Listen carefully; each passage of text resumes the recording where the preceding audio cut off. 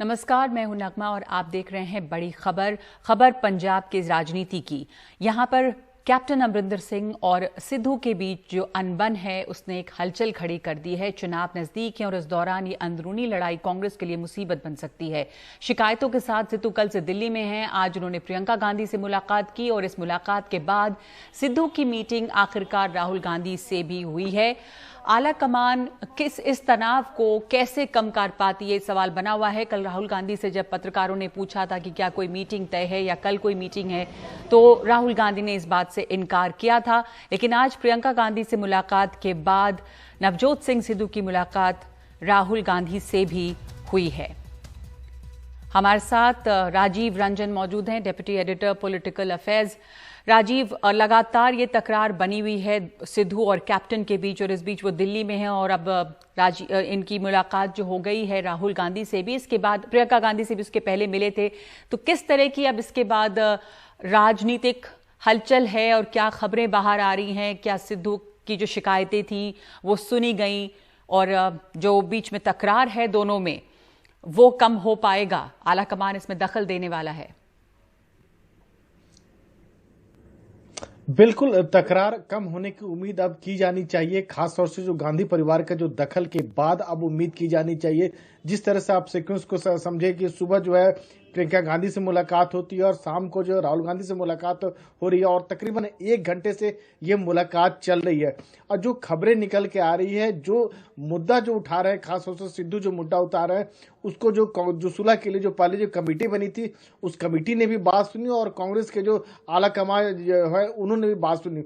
और खासतौर जो सिद्धू जो मुद्दा उठा रहे हैं, एक जो पहला जो मुद्दा जो उठा रहे हैं गुरु ग्रंथ साहिब की बेअदबी का मामला है, उसके खिलाफ कार्रवाई का मामला है। उसके अलावा जो कश्मीर जो वहां पर पंजाब में जो भ्रष्टाचार का जो है, चाहे सैंड माफिया की बात हो चाहे ट्रांसपोर्ट माफिया की बात हो, उनके खिलाफ कार्रवाई की बात हो, तो ये मोटे तौर पर ये सारी जो मुद्दे हैं इसको लेकर कांग्रेस उनकी बात सुन रहा और कहीं न कहीं कुछ बीच का रास्ता निकाला जा रहा है। ये साफ है कि जो चुनाव जो होगा 6-7 दिन बाद चुनाव जो होगा वो कैप्टन की अगुवाई में लड़ा जाएगा, उनके फेस को सामने रखा जाएगा।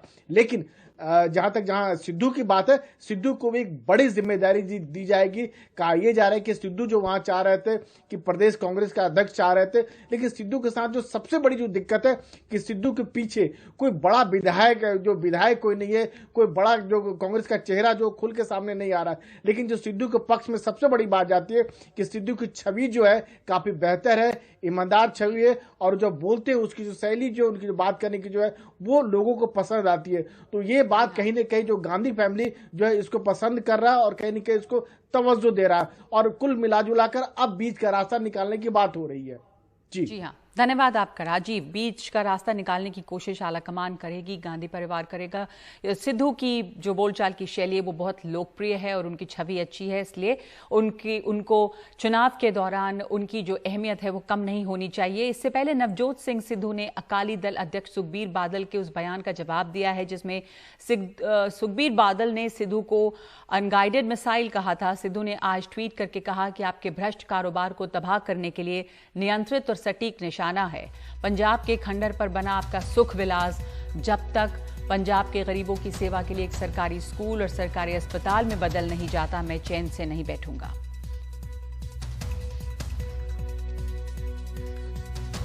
सिद्धू की इस ट्वीट के पहले सुखबीर सिंह बादल का बयान क्या था, सुनिए। यार, नवजोत सिंह सिद्धू एक मिसगाइडेड मिसाइल है जिहदा कोई कंट्रोल नहीं है।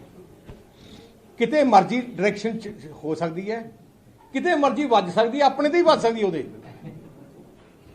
ਤੁਸੀਂ ਇੱਕ ਗੱਲ ਦੱਸੋ, ਅੱਜ ਤੱਕ ਜੇ ਤੁਸੀਂ ਉਹਦਾ 20-25 ਸਾਲ ਦਾ ਇਤਿਹਾਸ ਦੇਖੋ, ਕਿਸੇ ਨਾਲ ਨਹੀਂ ਬਣੀ ਉਹਦੀ।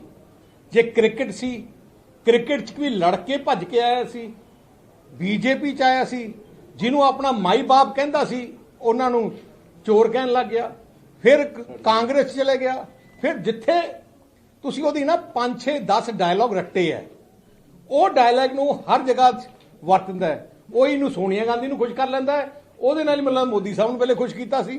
तो इस करके एज आ मिसगाइडेड बंदा जिन्हों कला सोचता कि मैं भाषण एक्टिंग करके ਅੱਜ ਪੰਜਾਬ ਨੂੰ ਐਕਟਿੰਗ ਵਾਲਾ ਨਹੀਂ ਚਾਹੀਦਾ, ਪੰਜਾਬ ਨੂੰ ਇੱਕ ਸੋਬਰ ਬੰਦਾ ਚਾਹੀਦਾ ਹੈ ਜਿਹੜਾ ਪੰਜਾਬ ਦੀ ਅਗਵਾਈ ਕਰ ਸਕੇ, ਪੰਜਾਬ ਨੂੰ ਅੱਗੇ ਲਿਜਾ ਸਕੇ, ਪੰਜਾਬ ਦੀ ਡਿਵੈਲਪਮੈਂਟ सोच सके।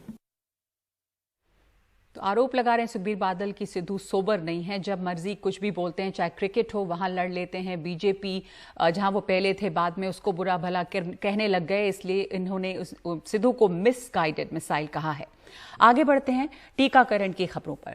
टीकाकरण की सबसे बड़ी मुहिम के बीच कई शहरों में टीके की कमी की खबरें आ रही हैं और वैक्सीन की कमी की वजह से टीकाकरण केंद्र बंद पड़े हैं, जिसकी तस्वीरें गवाह हैं। ये तस्वीरें हैं नोएडा, अहमदाबाद, नागपुर और पटना से। और यहां पर आप देख सकते हैं कि टीकाकरण केंद्र बंद हैं, वैक्सीन न होने के चलते लोगों को केंद्रों से लौटाया गया है। यहां तक कि मुंबई जैसे बड़े शहर में भी वैक्सीन की कमी के चलते कल बीएमसी और सरकार के सभी टीकाकरण केंद्र जो हैं वो बंद रहेंगे। इस बीच पश्चिम बंगाल की मुख्यमंत्री ममता बनर्जी ने आज केंद्र सरकार पर वैक्सीन सप्लाई में भेदभाव का आरोप लगाया है और कहा है कि सप्लाई इतनी कम है कि अब सिर्फ दूसरी डोज ही लगा पा रहे हैं। उत्तर प्रदेश का भी यही हाल है। नोएडा में सभी 34 सरकारी टीकाकरण केंद्र लगातार दूसरे दिन बंद रहे। गाजियाबाद के रामलीला मैदान में चल रहा ये टीकाकरण केंद्र अब राम भरोसे है। यहाँ हर रोज करीब 500 लोगों को टीका लगता था, लेकिन बुधवार को ये बंद रहा। पंकज कुमार फैक्ट्री से छुट्टी लेकर टीका लगवाने आए हैं। इनको बुधवार का स्लॉट भी मिला है, लेकिन जब ये यहाँ पहुँचे तो केंद्र बंद मिला। मैंने रात 10:30 बजे किया था, 10:04 पे। तो ये मतलब बुकिंग दिखा रहा है मेरी, पर लेकिन जो है मेरे को यहाँ पे वैक्सीन नहीं मिली है। अच्छा, यहाँ पे है ही नहीं कोई भी। अच्छा, और मैं सर वो लीव फॉर्म लेकर आया हूँ, मतलब छुट्टी गेट पास लेकर आया हूँ कंपनी से। ठीक इसी तरह नमित भी अपनी मां को दूसरा टीका लगवाने के लिए आए हैं, लेकिन कोविन ऐप पर गाजियाबाद में बुधवार को केवल प्राइवेट अस्पताल में पेड टीकाकरण का स्लॉट ही दिख रहा है। सिर्फ पेड है। सरकार कहती है कि सिर्फ फ्री वैक्सीनेशन का हम लोगों ने अभियान चलाया है भारत में, बट अभी हम जो अपना रजिस्ट्रेशन या देखना चाहते हैं कहाँ पर वैक्सीन लग रही है, तो हम नहीं देख पा रहे, क्योंकि इसमें सिर्फ दिख रहा है पेड के लिए, कहाँ पेड सर्विसेज हैं प्राइवेट हॉस्पिटल्स के लिए। अच्छा। तो हमें नहीं पता लग रहा कि हम कहाँ जाएं लगवाने। रामलीला मैदान से हम जिला चिकित्सालय के टीकाकरण केंद्र पहुंचे। मैं इस वक्त गाजियाबाद के जिला अस्पताल अब आया हूं। यहाँ पर भी कोविड वैक्सीन का सेंटर है। ये आप देखिए, कोविड-19 की वैक्सीन 34 नंबर के ऊपर मीटिंग हॉल में लगाई जाती है। अब हम चलते हैं मीटिंग हॉल में। ये है, ये आप देखिए जगह जगह इस तरीके के पोस्टर लगे हैं, women's special pink booth covid vaccination. और इस मीटिंग हॉल में ताला लगा हुआ है। दोनों ही गेट पर आप देखिए वोमेन वैक्सीनेशन सेंटर है और इसमें ताला लगा हुआ है। मंगलवार को भी गाजियाबाद के 135 में से 118 टीकाकरण केंद्र बंद पड़े रहे। केवल 4800 लोगों को ही टीका लग सका। करीब 22,000 लोगों को वापस लौटना पड़ा। लेकिन जब हमने गाजियाबाद के सीएमओ से बात करने की कोशिश की तो कैमरे पर बात करने से मना कर दिया। गाजियाबाद के ये सीएमओ हैं, आप देख सकते हैं कि डॉक्टर NK गुप्ता हैं। अभी इनसे हम लोग मिल के जस्ट आए हैं। इन्होंने कैमरे के सामने तो बाइट देने से मना कर दिया, लेकिन ये कहा कि बच्चों के नियमित टीकाकरण का काम पिछड़ रहा था, तो बुधवार को बच्चों का नियमित टीकाकरण हो रहा है, तो इसके चलते जो है वो कोविड का जो टीकाकरण है उसको आज बंद कर दिया गया है। हालांकि उन्होंने वैक्सीन की कमी की बात को नकार दिया। गाजियाबाद ही नहीं, नोएडा में भी टीकाकरण केंद्र ज्यादातर जगहों पर बंद रहे, लेकिन प्राइवेट अस्पतालों में टीकाकरण होता रहा। हमारी सहयोगी सुकृति जब नोएडा के सेक्टर 110 के कम्युनिटी सेंटर पहुंची तो वहां भी तमाम लोग बिना वैक्सीन लगाए ही लौट रहे थे। कितना इनकन्वीनियंट है कि आप लोग आते हैं वैक्सीनेशन सेंटर तक और फिर यहाँ पे बताया जाता है डोजेज ही नहीं है। हाँ, थोड़ा तो इनकन्वीनियंट ऑब्वियसली है, बट ऑब्वियसली यहाँ पे इन्फॉर्मेशन काफ़ी अच्छी प्रोवाइड की गई। हमें बताया गया कि अभी कोविशील्ड तो अवेलेबल है नहीं, बट कोवैक्सीन अवेलेबल है, और एक वैक्सीनेशन ड्राइव इन्होंने किया हुआ है GIP नोएडा में। सो उन्होंने हमें वही रिकमेंड किया कि आप पहले कंसल्ट कीजिए, मतलब आपको डिसाइड कीजिए आपको कौन सी वैक्सीन चाहिए। अगर आपको कोवैक्सीन चाहिए तो आप वहाँ पर जा सकते हैं, but unfortunately we wanted Covishield, तो फिर we'll come tomorrow. Uttar Pradesh ही नहीं, गुजरात से लेकर बिहार तक में टीकों की कमी देखी जा रही है। हालांकि केंद्र सरकार का दावा है कि 33 करोड़ से ज्यादा लोगों को वैक्सीन लगाई जा चुकी है। सर अभी कुछ इंक्वायरी नहीं दे रहे। मैं 2 बार एक्चुअली आई हूँ, ये सेकंड टाइम है मेरा, तो इंक्वायरी नहीं दी जा रही कि कब तक वैक्सीन होगा ओपन, कब तक मुझे लगेगी वैक्सीन, तो कुछ ऐसा नॉलेज है नहीं, हो भी नहीं रहा काम। जबकि राजस्थान, छत्तीसगढ़ और कर्नाटक में वैक्सीन की खबरें लगातार आ रही हैं। वहीं जून के महीने में उत्तर प्रदेश सरकार ने 1 करोड़ वैक्सीन लगाने का लक्ष्य रखा था, लेकिन सरकारी इश्तहारों से अलग जमीन पर वैक्सीन के लिए कोविन पर रजिस्टर करवाने से लेकर टीकाकरण केंद्र पर वैक्सीन लगवाने के दौरान अब भी लोगों को कई चुनौतियों से दो चार होना पड़ रहा है। गाजियाबाद से मनोज ठाकुर के साथ रवीश रंजन शुक्ला, NDTV इंडिया। और महाराष्ट्र के औरंगाबाद में एक टीकाकरण केंद्र पर इतनी भीड़ इकट्ठा हो गई कि लोग एक दूसरे के ऊपर गिरते नजर आए। टीकाकरण के चलते लोग एक दूसरे के साथ धक्का मुक्की करने लगे और इसके चलते कई बुजुर्ग वरिष्ठ नागरिक यहां पर गिर पड़े।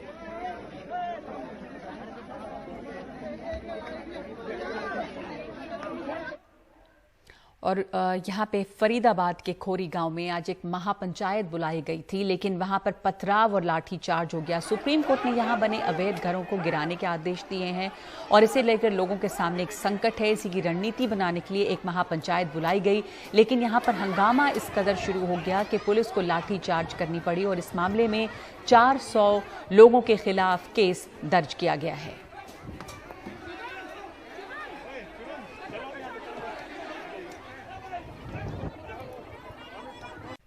अयोध्या में आज हनुमानगढ़ी के साधुओं ने मंदिर के बाहर करीब दर्जन भर प्रसाद की दुकानों पर धावा बोला और लड्डू सड़कों पर फेंक दिए।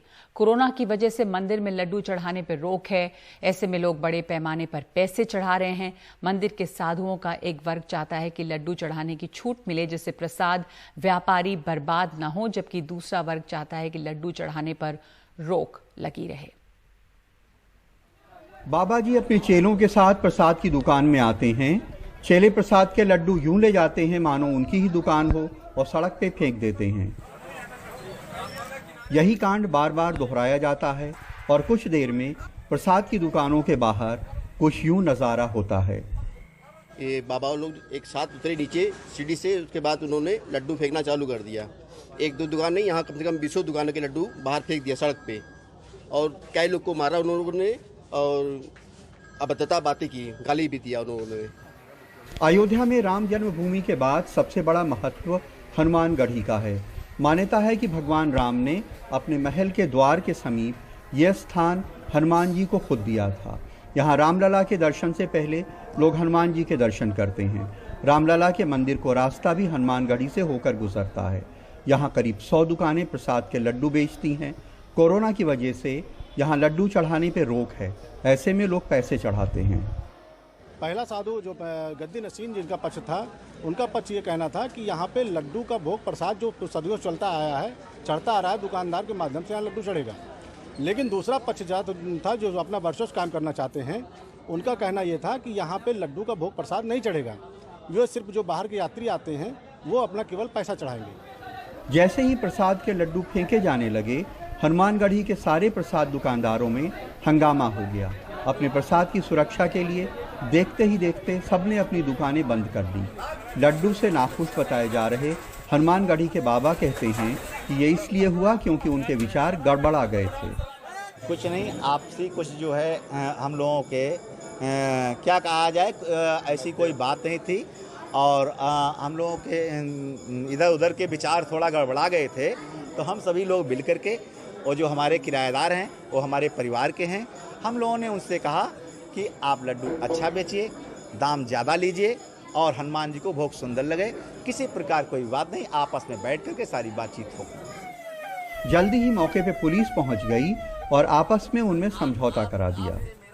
प्रसाद की शुद्धता को, गुणवत्ता को लेकर के और प्रसाद के चढ़ावे को लेकर के, और जिसमें आक्रोशित होकर के जो दुकानदार थे, व्यापारीगण, उन्होंने अपनी दुकानें बंद कर दिया था कुछ समय के लिए।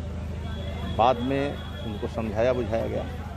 बहरहाल इस घटना के बाद अब शांति है और लोग उम्मीद करते हैं कि हनुमान जी अपने भक्तों को सद्बुद्धि देंगे। अयोध्या में प्रमोद श्रीवास्तव और राजेश गुप्ता के साथ कमाल खान, NDTV इंडिया।